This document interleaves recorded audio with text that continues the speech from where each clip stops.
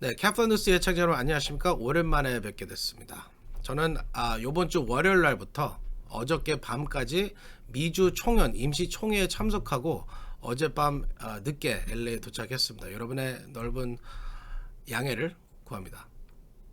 네, 오늘 주요 뉴스 헤드라인입니다. 바이든 대통령이 한국을 방문 중입니다. 어제 한국에 도착한 바이든 대통령은 첫 일정으로 삼성전자 평택 공장을 방문했습니다. 오늘은 한미 정상회담을 갖습니다. 바이든 대통령의 경호원이 음주 상태에서 한국 시민을 폭행해 경찰 조사를 받은 뒤 미국으로 송환됐습니다. 미국의 코로나 신규 확진자가 20만 명을 넘어서 재확산 추세가 뚜렷하게 나타나고 있습니다. LA도 신규 확진자가 늘어 위험도가 낮음에서 중간으로 상향 조정됐습니다. LA시가 첫 주택 구입자에 대한 지원을 확대합니다. 미 최대 분유 제조사인 에보트가 빠르면 다음 주부터 공장을 재가동할 예정이어서 분유 대란이 서서히 해소될 것으로 보입니다. 러시아가 마리우폴 완전 장악을 선언했습니다. 아조스탈 제철소에서 항전하던 우크라이나 병사 2,500명이 러시아에 투항했습니다. 한국 입국자는 다음 주 23일부터 PCR 검사 대신 엔티젠 검사 결과를 제시할 수 있습니다. 네, 이상은 오늘 전해드릴 주요 소식들입니다. 5월 20일 금요일 캐플뉴스 지금부터 시작합니다. 여러분, Let's go.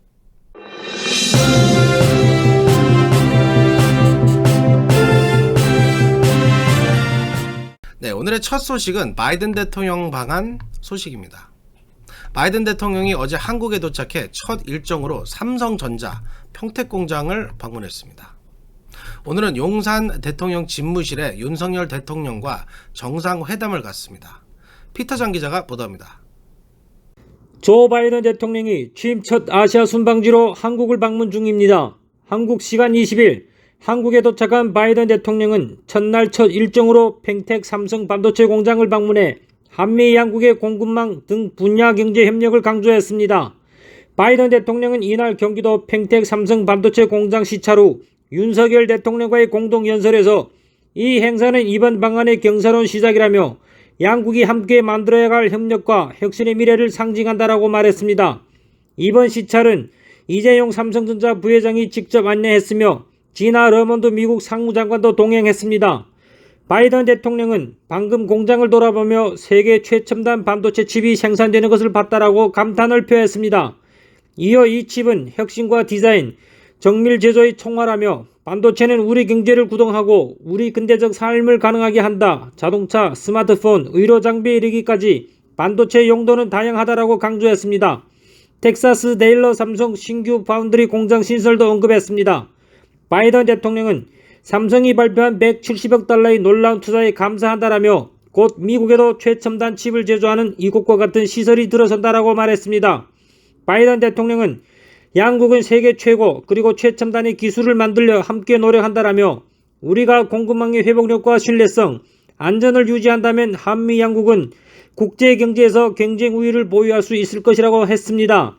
바이든 대통령은 오늘 윤석열 대통령과 용산 대통령실에서 한미 정상회담을 갖습니다. 이번 회담은 윤 대통령 취임 11일 만으로 역대 새 대통령 취임 후 최단기간에 성사됐습니다. 또 바이든 대통령도 취임 후 첫 아시아 순방으로 일본에 앞서 한국을 가장 먼저 찾는 것입니다. 이번 정상회담에는 북핵 대응, 경제 안보, 영내 협력 등이 핵심 의제로 오릅니다. 카플라 뉴스 피터장입니다. 네, 바이든 대통령의 경호를 담당하는 국토안보부 산하비밀경호국 요원이 서울에서 시민을 폭행해 무리를 빚었습니다. 이 요원은 한국 경찰 조사를 받은 뒤 미국으로 송환됐습니다. 제프리 기자가 보도합니다. 바이든 대통령의 한국 방문에 앞서 사전 준비차 한국에 먼저 왔던 국토안보부 산하 비밀경호국 요원들이 한국에서 시민을 폭행했다 미국으로 송환됐습니다. 한국 언론에 따르면 서울 용산경찰서는 19일 미국 국토안보부 소속 30대 미국인 A씨를 폭행 혐의로 입건해 수사 중이라고 밝혔습니다. A씨는 지난 19일 오전 4시 20분경 하얏트 호텔 정문에서 30대 한국인 B씨에게 폭력을 행사한 것으로 알려졌습니다. A씨는 택시 승하차 문제로 다투다 한국인 B씨의 목덜미를 밀치는 등 폭행한 것으로 알려졌습니다. 하얏트 호텔은 바이든 대통령이 방한 기간 머무르는 숙소로 알려진 곳입니다. A씨는 이날 오후 방한하는 바이든 대통령의 경호를 위해 미리 입국해서 해당 호텔에 투숙하고 있던 것으로 알려졌습니다. CNN과 ABC 방송도 이 사건을 보도했습니다. CNN은 바이든 대통령의 한국 도착을 앞두고 비밀경호국 요원 2명이 비번 기간 음주 관련 문제로 본국으로 송환됐다고 보도했습니다. ABC는 소식통을 인용 이들이 대통령 순방 준비를 돕기 위해 배치됐었으며 저녁 식사를 하러 나갔다가 술집에 들렀고 이후 술에 취한 채 택시 운전사와 언성을 높이게 됐다고 전했습니다. 앤서니 굴리엠이 비밀경호국 대변인은 두 직원이 비번 시간 정책 위반을 성립할 가능성이 있는 사건에 연루됐다는 점을 인지하고 있다라며 이들은 즉각 행정상 휴직 조치될 것이라고 밝혔습니다. 한국 경찰은 당시 취한 외국인 남성이 난동을 부린다는 신고를 받고 출동해 A씨와 B씨를 조사했으며 B씨는 크게 다치지 않은 것으로 전해졌습니다. 경찰은 A씨를 이권해 조사했지만 면책 특권이 적용돼 곧바로 미국으로 출국한 것으로 보입니다. 굴리에미 대변인은 아울러 이 사건이 바이든 대통령 순방에 직접적 영향은 미치지 않는다며 우리는 모든 직원들에게 매우 엄격한 프로토콜과 정책을 보유했고 세계 최고의 전문적 기준을 고수한다라고 말했습니다. 지금까지 카플라뉴스 제플리였습니다. 네, 미 전국에서 코로나 신규 확진자가 급격히 늘고 있어 6차 재확산이 본격화되고 있는 것으로 보입니다. 하루 확진자가 20만 명을 넘어섰습니다. 제니바 기자가 보도합니다. 미국 코로나 신규 확진자가 2월 이후 처음으로 20만 명을 넘어섰습니다. 존스 홉킨스 대학 통계에 따르면 18일 미국 신규 확진자는 20만 8,383명을 기록해 2월 11일 이후 최고치를 기록했습니다. 전문가들은 오미크론 변이 유행으로 미국인 6차 유행에 접어들 가능성이 있다고 경고했습니다. 러시아 윌린스키 CDC 국장은 백악관 브리핑에서 지방정부의 공공장소에서 마스크 착용을 독려하고 코로나 검사 강화를 촉구했습니다. 윌린스키 국장은 미국 인구의 약 3분의 1을 차지하는 북동부, 동부해안, 중소부 지역에서 코로나19 신규 확진자와 입원율이 증가하고 있다고 말했습니다. 이런 가운데 바이든 대통령의 딸인 애슐리 바이든과 하비에르 베세라 연방보건장관이 코로나 확진 판정을 받았습니다. 애슐리는 당초 18일에 에콰도르를 방문할 예정이었지만 코로나 감염으로 취소했습니다. 베세라 장관은 18일 베를린에서 코로나 확진 판정을 받았습니다. 한편 LA 카운티에서도 최근 코로나 신규 확진이 급증해 4,000명을 넘어섰습니다. CDC는 LA 카운티의 코로나 확산 위험도는 낮음에서 중간으로 상향 조정했습니다. 카플 뉴스 제니박이었습니다. 네, 세븐일레븐 가게 안에서 고객들끼리 총격전이 벌어졌습니다. 몬테벨로 경찰국이 공개한 동영상입니다. 지난달 4월 30일 밤 9시 50분 몬테벨로의 한 세븐일레븐 매장에서 발생한 사건입니다. 영상을 보시면 한 남성이 흰색 셔츠에 흰색 야구 모자를 쓰고 출구로 들어와 까만 셔츠에 까만 야구 모자를 쓴 또 다른 남성과 이야기를 나누다 흰색 옷의 남성이 총을 꺼내 다른 남성에게 쏘기 시작합니다. 까만 옷을 입은 남성도 맞대응 사격을 해 총격전이 벌어졌습니다.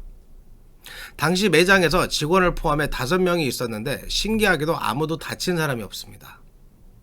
경찰은 이날 총격전을 벌인 두 남성을 찾고 있습니다. 네, 얼바인에서는 최첨단 장치를 갖춘 벤츠를 몰고 다니며 강도 행각을 벌이던 남녀 2인조가 체포됐습니다. 이들이 강도 행각에 사용한 차량은 번호판을 버튼 하나로 바꿀 수 있는 장비를 갖추고 있으며 연료를 차량가스 탱크에 직접 넣을 수 있는 매우 정교한 가스 사이펜 장치가 설치되었다고 합니다. 이 차량 역시 도난 차량으로 확인됐습니다. 얼바인 경찰국은 이 차량이 마치 007 영화에 나온 차량 같다며 이 차량을 인스타그램에 공개했습니다. 이 차량 내부에서는 강도 행각에 사용한 연장들, 신분 도용 범죄 증거, 훔친 물건, 현금 등이 발견됐습니다.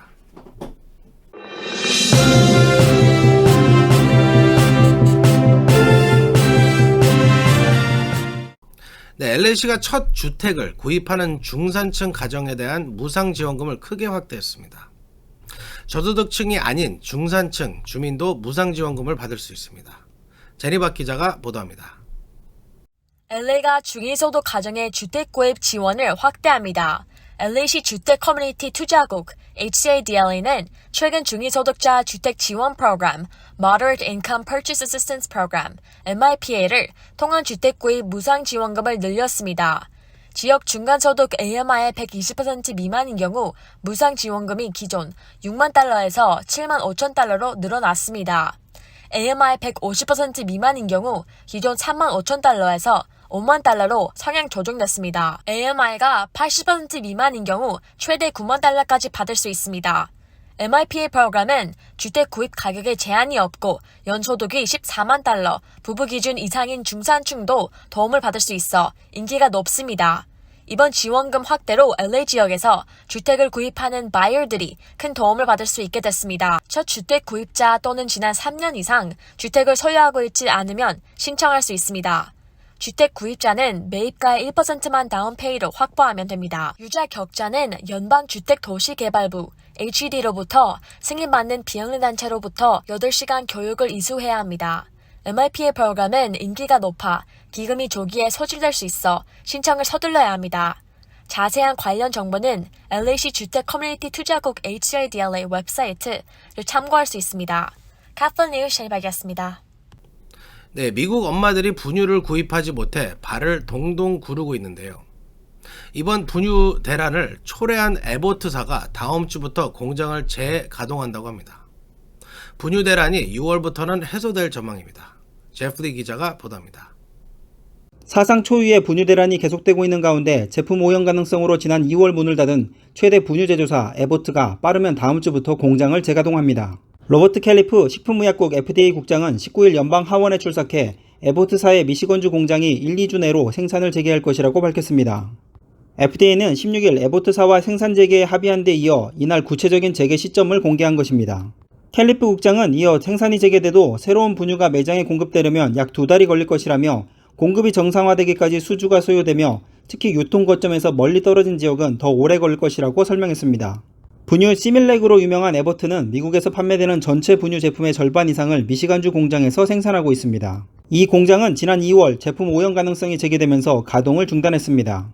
이 공장에서 생산된 분유를 섭취한 유아 중 4명이 박테리아에 감염돼 입원을 했고 이 가운데 2명은 목숨을 잃었습니다. FDA는 올해 초부터 이 공장에서 생산된 분유를 먹은 유아의 박테리아 감염 여부를 조사해왔습니다. 에버트의 미시건 공장 폐쇄에 맞물려 그동안 미국에서는 분유를 구하기 힘든 분유 대란이 일어났습니다. 공장 재가동으로 분유 대란이 해소되더라도 FDA는 책임론에서 벗어나지 못할 것으로 보입니다. 한편 분유 대란으로 분유를 구하기 어려워지자 인터넷에서는 대체 분유를 제조하는 방법이 확산되고 있지만 연방당국은 위험성을 경고하면서 개인이 분유를 절대로 제조하지 말 것을 당부했습니다. 연방보건부는 분유를 구하지 못한 산모들이 분유 재고가 있는 곳을 손쉽게 찾아볼 수 있도록 하는 정보 사이트를 개설해 운영하고 있습니다. 지금까지 카플라 뉴스 제플리였습니다. 네, 아즈오스탈 제철에서 항전 중이던 우크라이나 병사 2,500명이 모두 러시아에 투항해 전투가 종료됐습니다. 러시아는 마리우폴 완전 장악을 선언했습니다. 피터장 기자가 전해드립니다. 러시아 세르게이 쇼이구 국방장관은 20일 우크라이나 남부 마리우폴을 3개월 만에 완전히 점령했다고 선언했습니다. 러시아군은 이날 우크라이나 잔류 병력이 항전해온 아조스탈 제철소를 점령함으로써 마리우폴 전역을 해방시켰다고 밝혔습니다. 러시아 국방부는 성명을 통해 우크라이나 수비대가 저항해온 아조스탈의 지하시설을 러시아군이 수중에 넣었다고 밝혔습니다. 성명은 20일 마지막까지 남은 우크라이나군 531명이 무기를 버리고 투항하면서 아조스탈을 포위한 5월 16일 이래 항복한 우크라이나군이 2,439명에 달했다고 발표했습니다. 쇼이구 국방장관은 블라디미르 푸틴 대통령에게 마리우폴에 대한 군사작전 완료를 보고했습니다. 아조스탈 항전을 주유한 아조연대 주유관은 장갑차에 실려 모처로 압송됐다고 합니다. 러시아는 아조스탈에서 한간 우크라이나 수비대 일부를 전범으로 조사해 처벌하겠다고 경고했습니다. 쇼이구 국방장관은 러시아의 우크라이나에 대한 특별군사작전 이래 우크라이나 주민 137만 명 이상이 러시아로 소개됐다고 확인했습니다. 한편 데니스 프로코펜코 아조연대 사령관은 20일 아조스탈에 있는 우크라이나군에게 방어 전투를 중단하라는 명령을 내렸다고 밝혔습니다. 카플라 뉴스 피터장입니다. 네, 한국 방문 시 요구되는 음성 확인서 제출 기준이 오는 23일부터 변경돼 신속 항원 검사, 엔티젠 검사 결과도 제출할 수 있습니다. 23일부터는 24시간 이내에 시행한 전문가용 신속 항원 검사 Rapid Antigen Test 음성 확인서도 기존의 PCR 음성 확인서와 같이 인정됩니다. 6월 1일부터는 입국 후 PCR 검사 규정도 완화됩니다. 1일부터는 입국 후 PCR 검사를 도착 당일이 아닌 3일 이내에 시행하면 됩니다. 또 입국 6일에서 7일 이내 반드시 시행해야 했던 신속 항원 검사는 권고사항으로 변경됩니다. 까다롭던 한국 입국 코로나 관련 규정이 속속 완화되고 있어 한국 여행이 용이해지고 있습니다.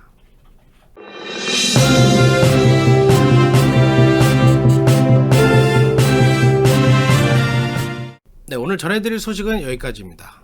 즐거운 주말 되시기 바랍니다. 5월 20일 금요일 캐프뉴스 여기서 마치겠습니다. 애청자 여러분 시청해주셔서 감사합니다.